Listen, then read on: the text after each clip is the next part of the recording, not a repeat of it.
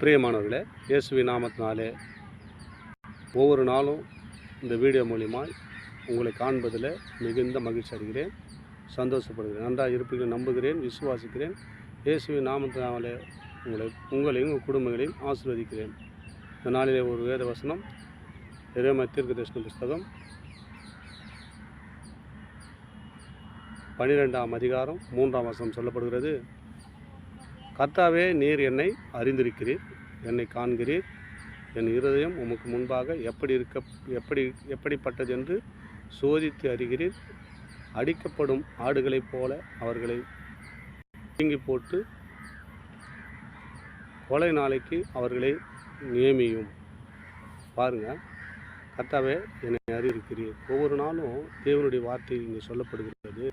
கர்த்தாவே, நீர் என்னை அறிந்திருக்கிறீர். நம்ம அப்பா அம்மா